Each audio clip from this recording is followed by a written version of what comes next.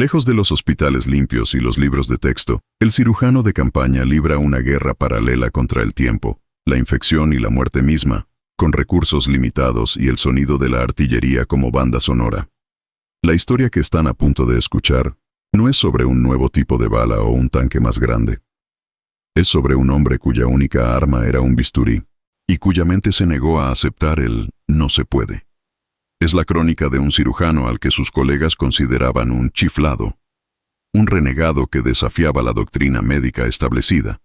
Pero mientras los médicos de manual seguían los procedimientos y veían morir a sus pacientes, este loco probó una técnica tan simple, tan rústica, que fue considerada una herejía. Una técnica que salvó cientos de vidas en pleno combate. En Ecos de Guerra, creemos que los verdaderos héroes son a menudo los innovadores anónimos.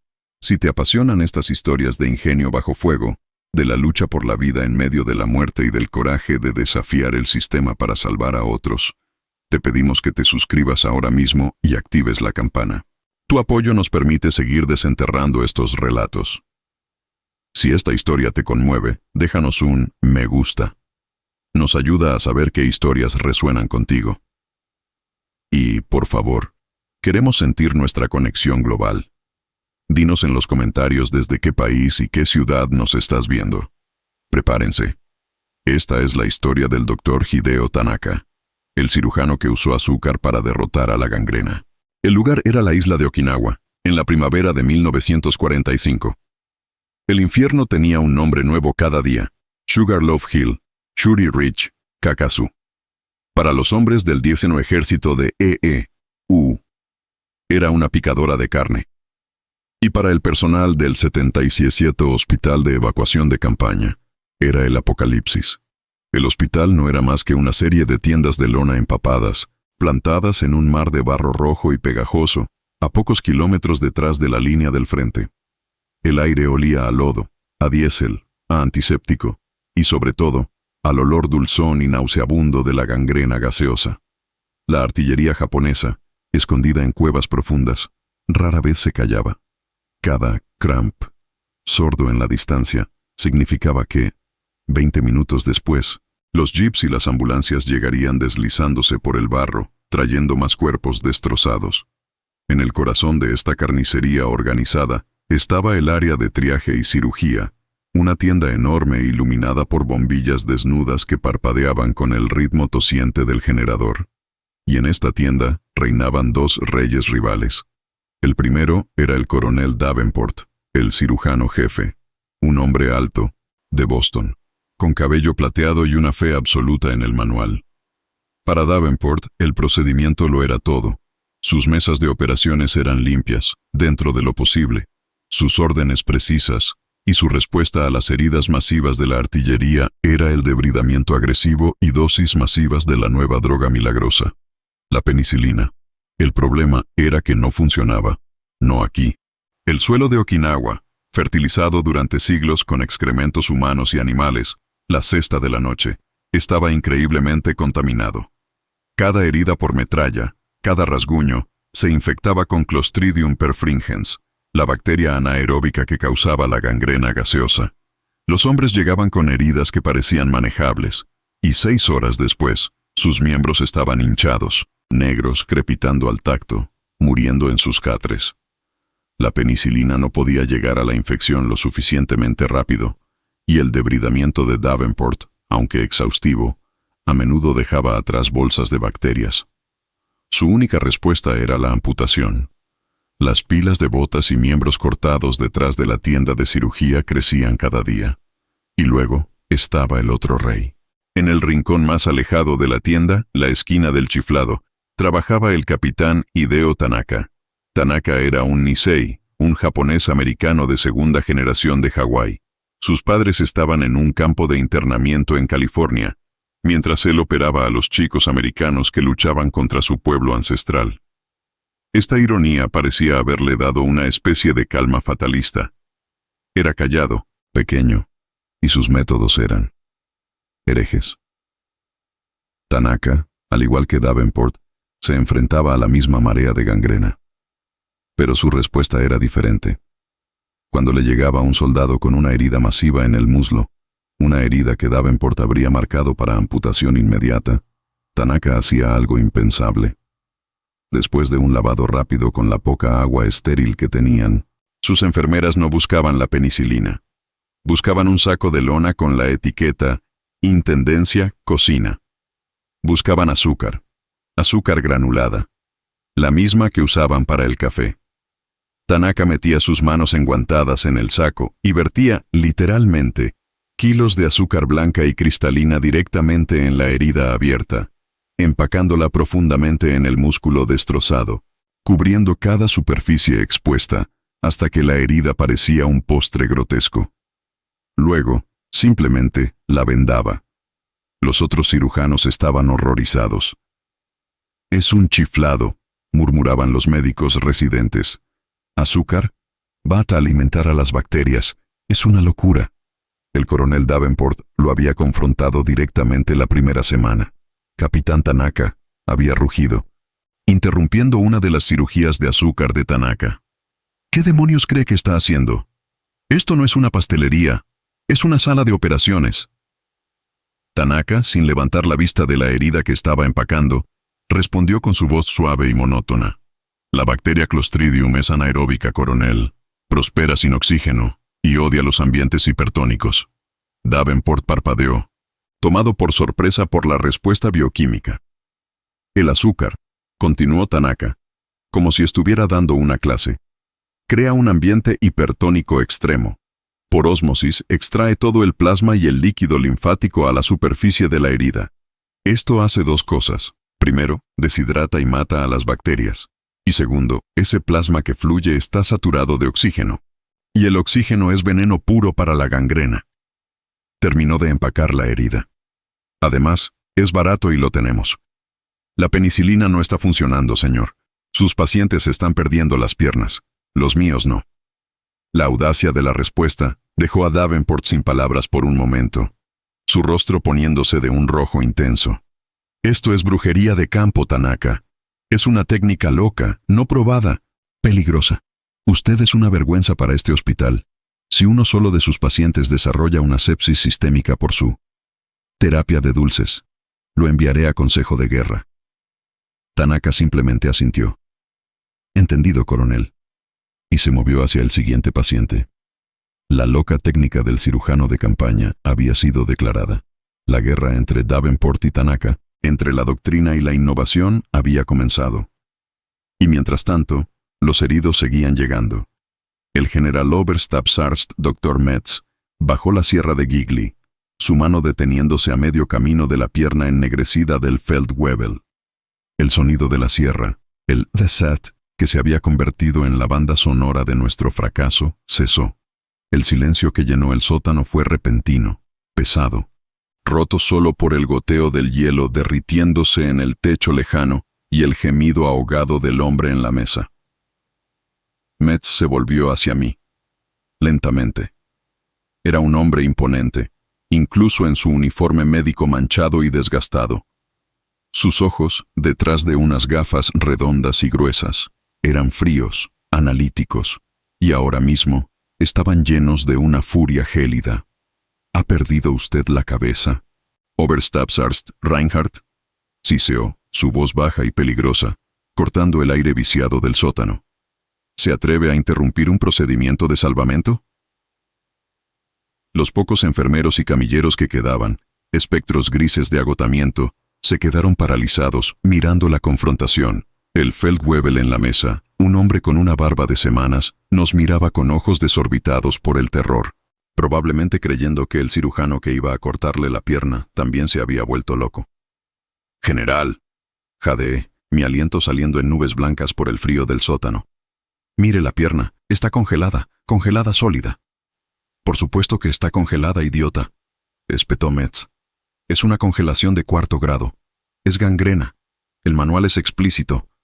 Debemos amputar por encima de la línea de necrosis antes de que la sepsis lo mate. Muévase de mi camino». «No», insistí, dando un paso adelante, interponiéndome entre Metz y el paciente. Fue un acto de insubordinación impensable. «Mire, está congelada, y eso es bueno. Afuera, acabo de ver a un hombre muerto.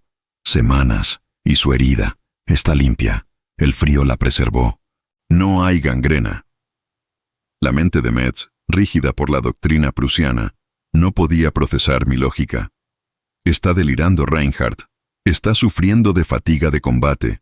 El frío es la gangrena. El frío es la muerte del tejido. No, señor, grité, mi desesperación dándome una audacia que no sabía que poseía. El frío es el enemigo del crecimiento bacteriano. La gangrena gaseosa necesita calor para prosperar. Y nosotros los estamos trayendo aquí. Los traemos a este sótano cálido.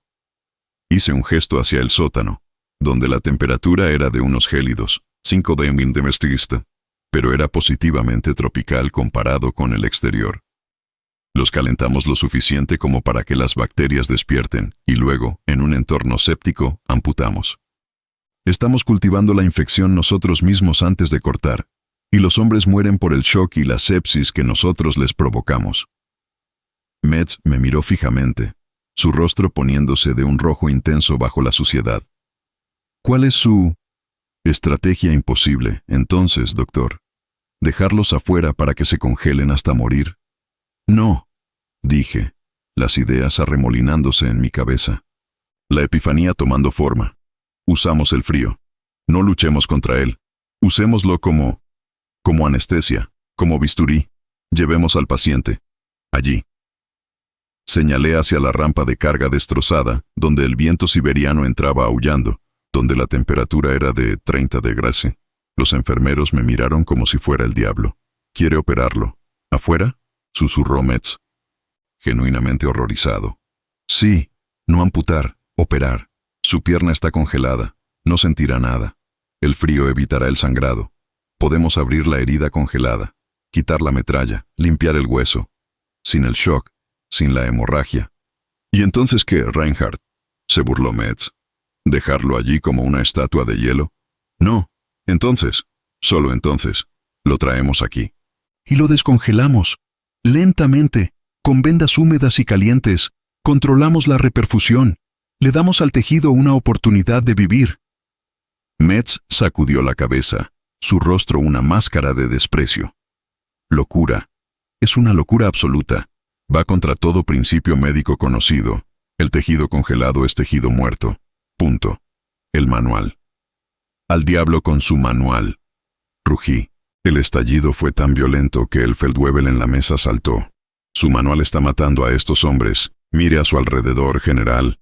La pila de miembros detrás de esta tienda. La pila de cadáveres en el pasillo. Su método no funciona. 34 amputaciones hoy y 34 hombres muertos para mañana.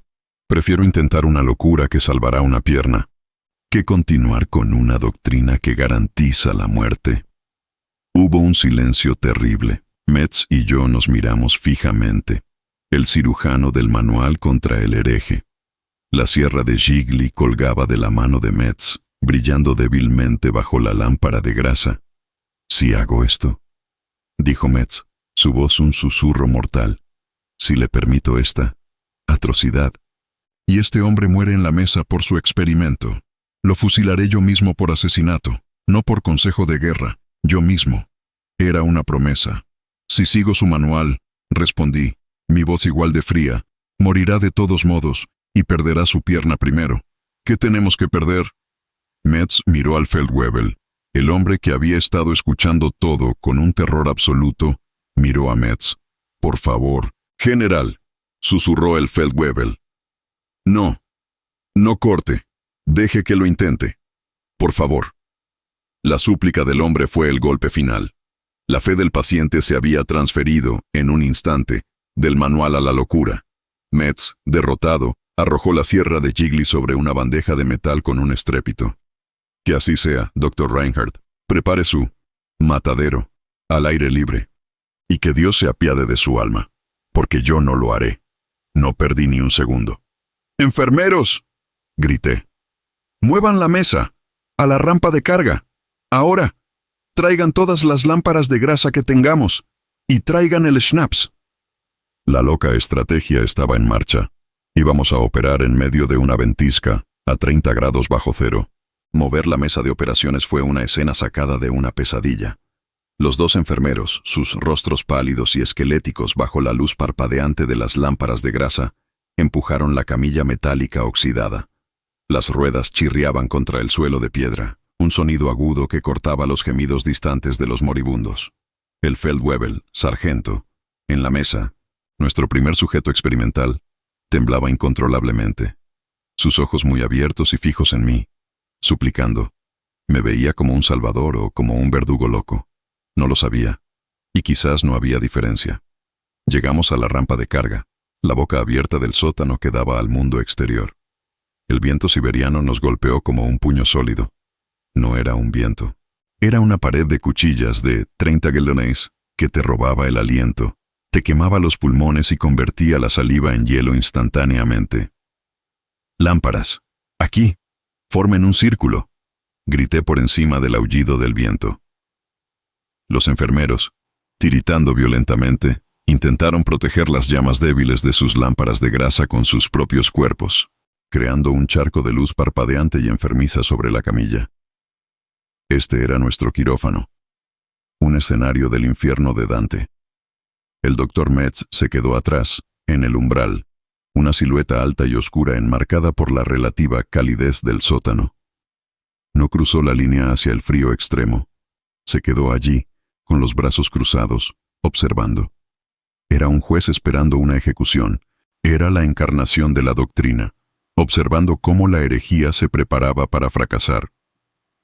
«Un trago más de schnapps», le ordené al enfermero más cercano, señalando al Feldwebel. El enfermero destapó un frasco y vertió el líquido áspero en la boca del hombre, que tosió y gimió. Sería toda la anestesia que tendría, además del frío. Me incliné sobre la pierna. Era grotesca, hinchada, negra como el carbón y dura como el granito. La herida de metralla era un cráter feo, lleno de fragmentos de uniforme y tierra congelada. Todo sellado en una masa sólida de sangre helada. Saqué mi bisturí. Acero de Solingen, mi orgullo. Lo coloqué contra la piel ennegrecida, justo por encima de la herida, donde planeaba hacer la incisión para explorar. Empujé. La hoja no se hundió. La piel era como madera petrificada. Empujé con más fuerza, con todo el peso de mi hombro. La punta del bisturí se deslizó, arañando la superficie sin cortar, con un sonido horrible, como raspar un hueso. No podía cortar. La carne estaba demasiado congelada.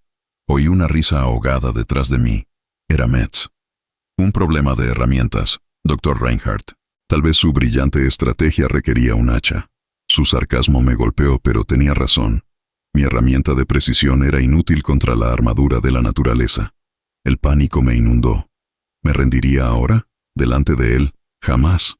Miré mi bandeja de instrumentos. El bisturí no. ¿Entonces qué? El juego de amputación. Allí estaba, el cincel quirúrgico de media caña y el mazo de metal pesado. Herramientas que Metz usaba para cortar hueso.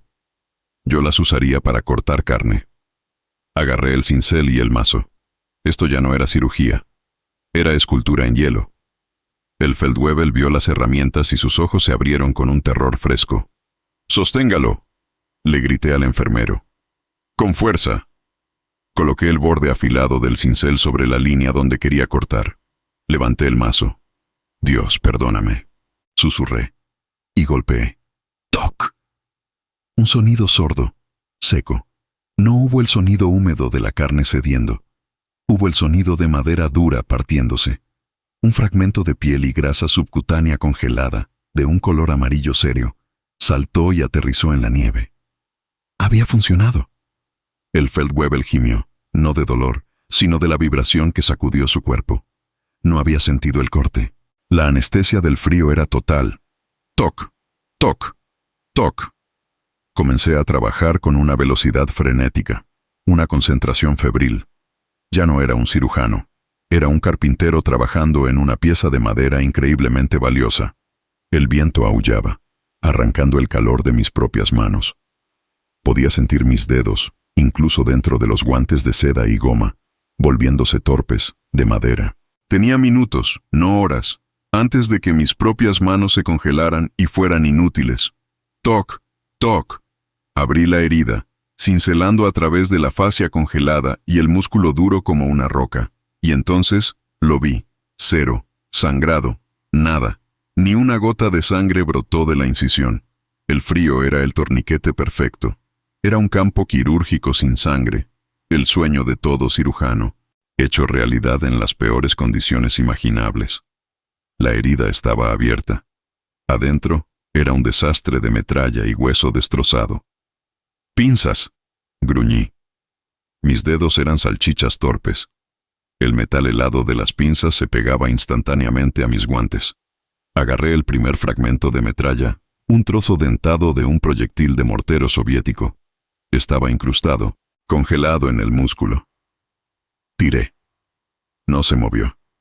¡Más fuerte!, me grité a mí mismo. Apoyé mis pies y tiré con toda la fuerza de mi brazo. Hubo un crujido repugnante, el sonido del hielo rompiéndose, y el fragmento salió, llevándose consigo trozos de músculo congelado. Lo arrojé a la nieve. Siguiente. El Feldwebel comenzó a gemir, no de dolor, sino del tironeo y la vibración. Estaba sufriendo un shock por el procedimiento, a pesar de la falta de dolor. «¡Schnaps! ¡Más schnaps!», le grité al enfermero. Tenía que darme prisa. El frío me estaba matando a mí tanto como lo estaba ayudando. Mis manos ya casi no respondían. Apenas podía cerrar las pinzas. Encontré la fuente del verdadero daño. La arteria femoral. Estaba desgarrada. Un desgarro feo. Si esta herida se hubiera producido en verano, el hombre se habría desangrado en 2 minutos. El frío que había causado la congelación también le había salvado la vida al congelar la sangre antes de que pudiera escapar. Pero ahora, ¿qué hacer? No podía suturar. Mis dedos no podían sostener una aguja. El hilo de sutura, quebradizo por el frío, se rompería. Miré el vaso desgarrado. Pinza hemostática, grande, una Klemmer. Un enfermero me la puso en la mano entumecida. Con un movimiento torpe y desesperado, logré agarrar el extremo desgarrado de la arteria y cerré la pinza. Clic. «¡Déjala!», le grité a nadie en particular. Dejaría la pinza dentro de la herida. No había otra opción. Limpié los últimos fragmentos de hueso suelto. La herida estaba limpia. Quirúrgicamente limpia, aunque brutalmente lograda. El hombre seguía vivo. Su respiración era superficial pero constante. «Suficiente», grité por encima del viento. «No puedo hacer más aquí. Mis manos están acabadas». Miré mis manos enguantadas. Estaban cubiertas de una escarcha de hielo y sangre congelada. Eran garras inútiles. «Adentro, llévenlo adentro, ahora». Empujamos la camilla de vuelta al calor relativo del sótano, dejando atrás la furia de la ventisca. El Feldwebel comenzó a temblar violentamente, convulsivamente, mientras el aire a 5 de Grigorerte golpeaba su cuerpo expuesto. El doctor Metz seguía allí, en el umbral. Su rostro una máscara ilegible. «Bueno, doctor Milagro», dijo, su voz goteando sarcasmo. «Ha terminado su carnicería de hielo. Ha salvado la pierna. O simplemente ha retrasado la muerte». Me quité los guantes. La piel de mis dedos estaba blanca como el mármol. Los primeros signos de mi propia congelación. «Ahora», dije, mi voz temblando por el frío y la adrenalina, «comienza la verdadera batalla, y es una que su manual tampoco cubre». El paciente estaba en shock, su presión arterial cayendo. Lo habíamos salvado de la gangrena, pero ahora el shock de la cirugía y la hipotermia lo estaban matando. Y peor aún, ¿qué pasaría cuando esa pierna congelada y reparada comenzara a descongelarse? ¿Qué pasaría cuando la sangre caliente volviera a fluir hacia ese tejido muerto? La reperfusión. Un dolor inimaginable. Un shock masivo. La liberación de toxinas del tejido muerto al torrente sanguíneo. Podría matarlo en 1 hora. Metz lo sabía, y me observaba esperando que fallara. «Enfermero», dije, mi mente corriendo más rápido que nunca. «Traigan todos los vendajes de algodón que tengamos, todos, y traigan nieve, nieve limpia de afuera». Metz parpadeó. «¿Nieve? Va a traer la maldita ventisca adentro». «No podemos descongelarlo rápido, general», le espeté. «El shock lo matará». «Vamos a enterrar esa pierna en nieve, dentro del sótano. La nieve aquí adentro estará a 0 grados. No a -30. Lo descongelaremos. 1 grado a la hora. Lentamente. Lo más lento posible. Metz me miró como si hubiera sugerido usar vudú. Empacar una herida postoperatoria en nieve. Era una locura sobre otra locura. Pero antes de que pudiera protestar, me volví hacia el Feldwebel. Estaba muriendo de shock. ¡Sangre!, grité. ¿Tenemos plasma? No, señor. Se acabó la semana pasada, dijo un enfermero. Entonces tráigame un donante, rápido. Su mismo grupo sanguíneo. Vamos a hacer una transfusión directa, de brazo a brazo. La estrategia imposible acababa de entrar en su segunda fase, aún más desesperada. Estábamos luchando contra el manual, contra el invierno y contra el tiempo mismo. El grito de Reinhardt, brazo a brazo, resonó en el sótano como el ladrido de un perro rabioso.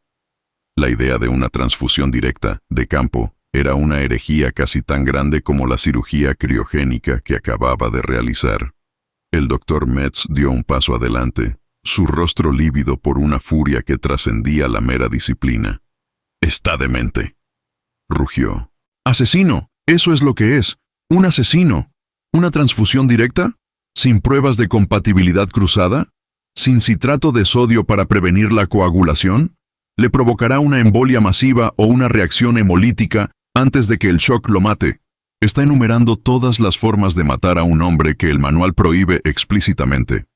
Reinhardt no tenía tiempo para la ira de Metz. El Feldwebel en la mesa estaba muriendo. Su respiración era un siseo superficial, sus labios de un azul pálido que anunciaba el fin. «No tenemos citrato, no tenemos tiempo para pruebas cruzadas», gritó Reinhardt, arrancando la placa de identificación del cuello del paciente. La examinó bajo la luz parpadeante de la lámpara de grasa. Grupo A. Su placa dice A. Se giró hacia el grupo de enfermeros y heridos leves que observaban la escena con horror. «Necesito un donante. Grupo A. O Grupo O. Ahora. ¿Quién es?». Los hombres se miraron entre sí, aterrorizados. Dar su propia sangre, su preciosa y escasa sangre, a un hombre que ya estaba muerto. Era una sentencia de muerte para ambos. «¡Cobardes!», escupió Reinhardt. «Él luchó por ustedes. ¿Nadie?». Un joven Funker, operador de radio, un chico de 18 años llamado Emil que había entrado con una leve congelación en las manos, levantó una mano temblorosa. Yo soy O, señor, O negativo».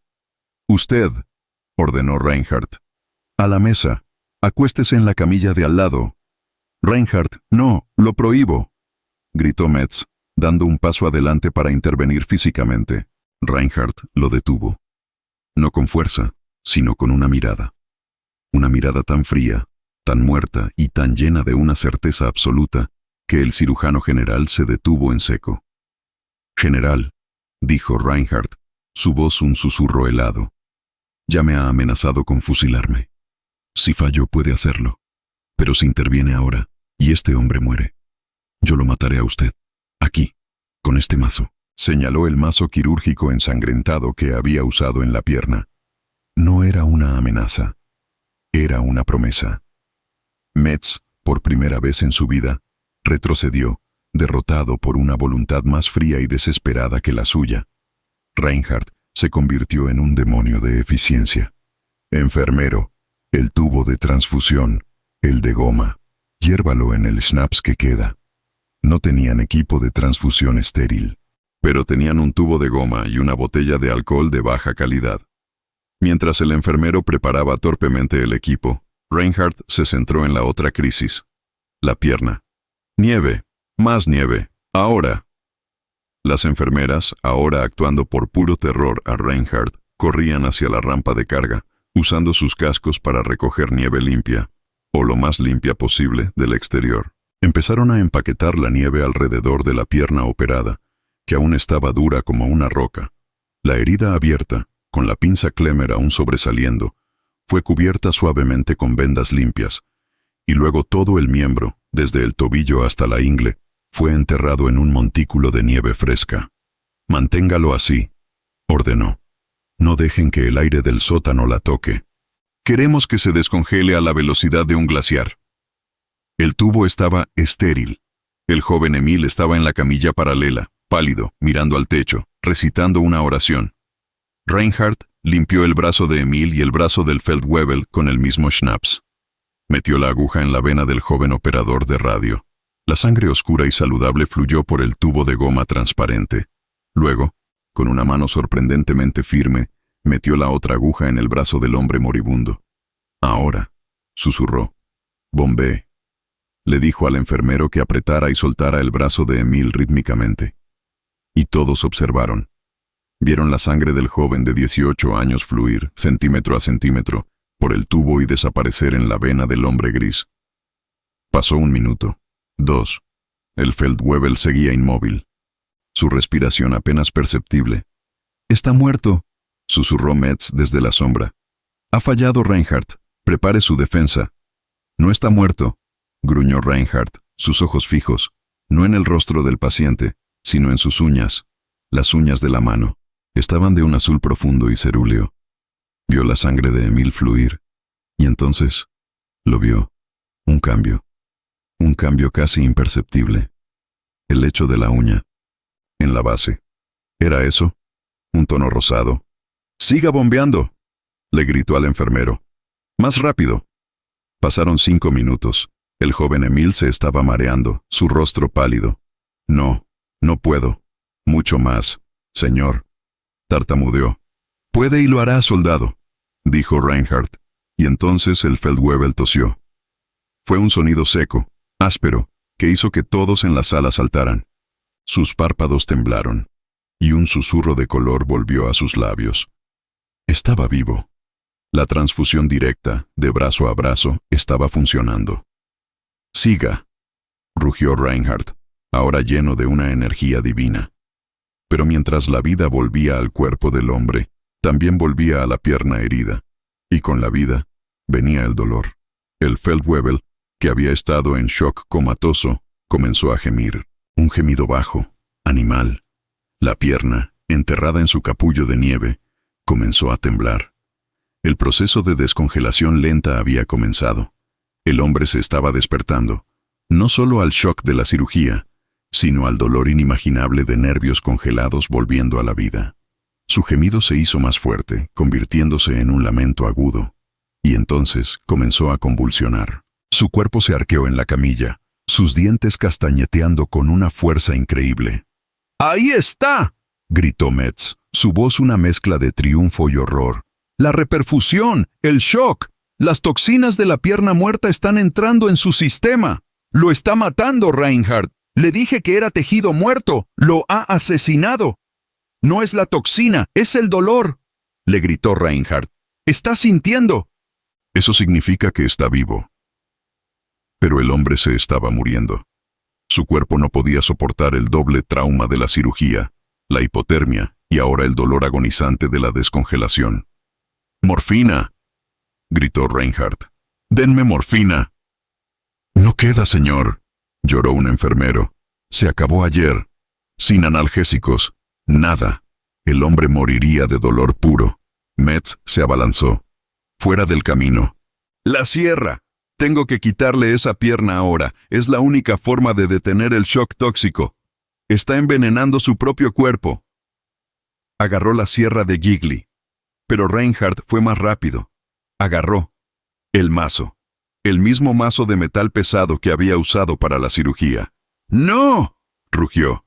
«¡No cortará esta pierna! Entonces morirá», chilló Metz. «¿Qué va a hacer, doctor Milagro? ¿Golpearlo hasta matarlo?».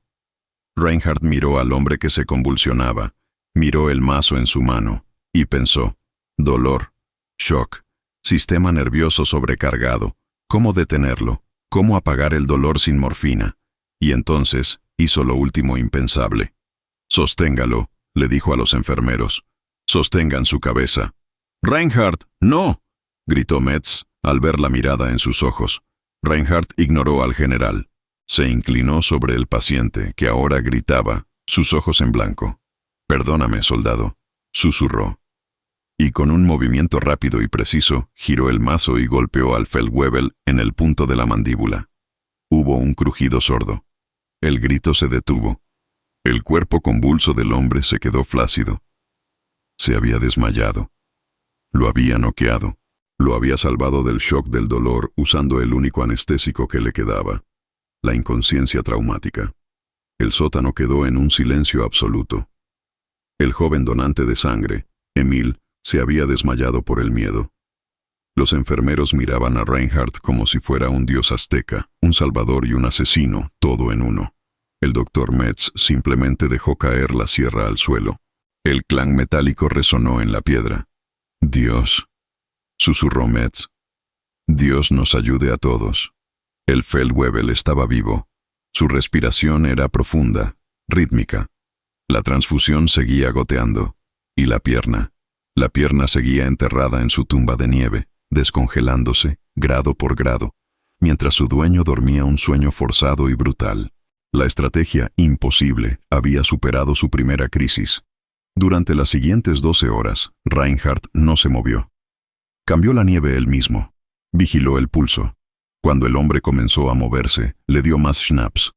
Cuando el dolor pareció abrumarlo de nuevo. No lo volvió a golpear, pero estuvo listo para hacerlo. Y lentamente, milagrosamente, el paciente se estabilizó. Al amanecer del día siguiente, el Feldwebel estaba despierto. Débil. Con un dolor atroz. Pero vivo. Y cuando Reinhardt finalmente quitó la última capa de nieve y vendajes para examinar la pierna ahora descongelada, lo que vio lo hizo llorar.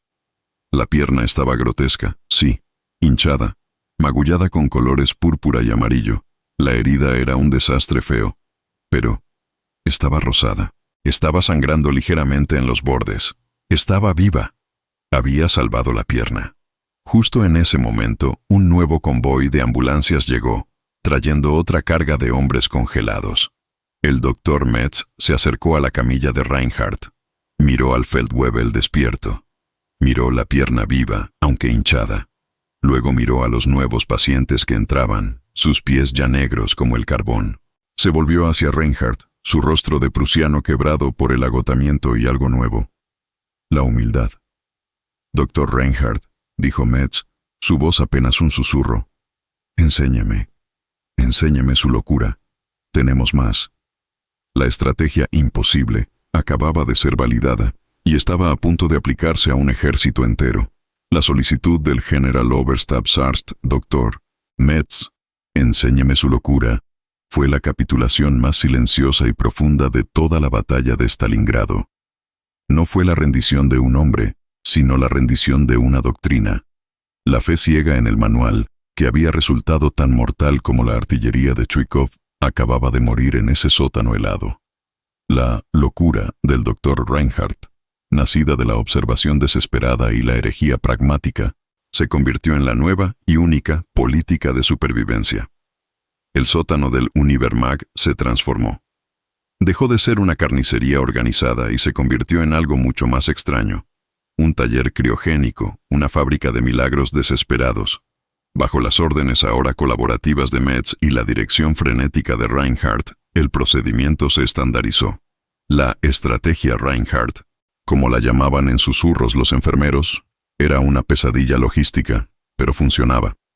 Los heridos con congelación severa ya no eran llevados al calor relativo del sótano principal.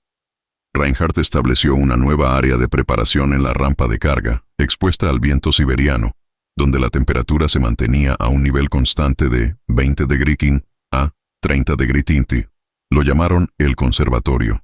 Allí, Reinhardt y un equipo de cirujanos ahora convertidos, incluido un Metz silencioso y observador que aprendía con una humildad aterradora, realizaban las cirugías de hielo. Armados con cinceles afilados, mazos y sierras de hueso, trabajaban como escultores de carne congelada, extrayendo metralla, limpiando heridas, e incluso, en una innovación posterior de Reinhardt, fijando fracturas complejas con alambres y tornillos improvisados extraídos de los muebles destrozados, todo ello en miembros que no sangraban y en pacientes que no sentían dolor, solo la vibración brutal. Mientras tanto, un segundo equipo preparaba a los donantes de sangre.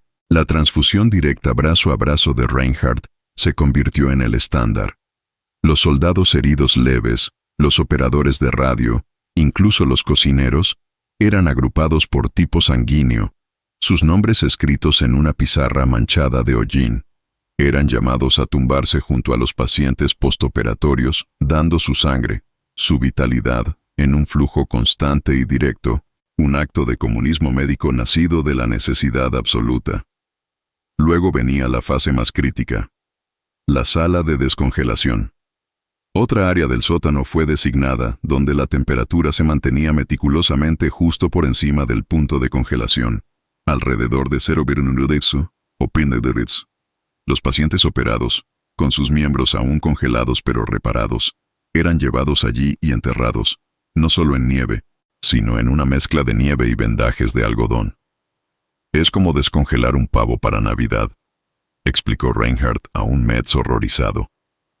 «Demasiado rápido y la carne exterior se pudre mientras el interior sigue congelado. Lento, 1 grado a la vez, y el tejido tiene la oportunidad de volver a la vida. Y para el dolor agonizante de la reperfusión, sin morfina, la solución de Reinhardt seguía siendo brutal. El schnapps se usaba para mantener a los hombres en un estupor alcohólico, y si el dolor amenazaba con inducir un shock fatal, el mazo envuelto en tela, un refinamiento misericordioso de Metz, se usaba para inducir la inconsciencia controlada. Era medicina de la edad de piedra. Era una brujería bárbara, y salvó cientos de vidas. A medida que la voz corría por el Kessel, por los túneles y sótanos helados, los comandantes de pelotón dejaron de disparar a los hombres que se autolesionaban para evitar el servicio. En su lugar, empezaron a enviar a sus heridos congelados al sótano del Univermag. «Llévenlo al doctor Hielo», oían decir. «El carnicero Metz ya no corta.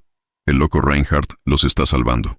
En las últimas semanas desesperadas de enero de 1943, antes de la rendición final del mariscal Paulus, que irónicamente tuvo lugar en el mismo sótano del Univermag, el equipo de Reinhardt y Metz realizó más de 300 operaciones criogénicas. La tasa de amputación del Sexto Ejército en el Kessel se desplomó. Donde antes moría el 90% de los amputados, ahora sobrevivía el 60% de los operados. Y de ellos, la gran mayoría conservaba sus miembros. Cuando los soviéticos finalmente tomaron el sótano, encontraron una escena que desafiaba su comprensión. Encontraron un hospital subterráneo que funcionaba como un glaciar, con hombres enterrados en montículos de nieve, otros siendo operados al aire libre en medio de una ventisca, y otros más recibiendo transfusiones directas de sus camaradas. Los médicos soviéticos, acostumbrados a su propia medicina de campo brutal pero eficaz, al principio pensaron que habían encontrado un culto a la muerte masivo, una forma de locura colectiva alemana. Pero luego, vieron los resultados. Vieron las piernas y brazos rosados, hinchados, pero vivos. Vieron las heridas limpias, y el asombro reemplazó al desprecio. El doctor Klaus Reinhardt no se convirtió en un héroe. Se convirtió en un prisionero de guerra, como todos los demás. Pasó los siguientes 10 años en un campo de trabajo soviético en Vorkuta, su genio médico utilizado para mantener vivos a sus compañeros prisioneros en el frío ártico. El doctor Metz murió de tifus en el mismo campo, 2 años después, pero según las leyendas del campo, murió como discípulo de Reinhardt, aplicando hasta el final las técnicas de medicina fría para salvar a otros. La imposible estrategia de Reinhardt nunca fue publicada en The Lancet. No le valió un premio Nobel. Fue un secreto sucio, nacido del infierno de Stalingrado, una nota a pie de página olvidada en la historia de la medicina militar. Pero para los cientos de hombres del Sexto Ejército que regresaron a Alemania cojeando en la década de 1950, hombres que regresaron con ambas piernas, no fue una locura. Fue un milagro. Fue la prueba de que, cuando la doctrina falla y la muerte parece segura, la única estrategia que queda es la imposible. Y ese médico loco, ese cirujano hereje que usó el invierno como un bisturí y un mazo como anestesia, no solo salvó a unos pocos hombres, salvó los restos de un ejército entero del colapso total.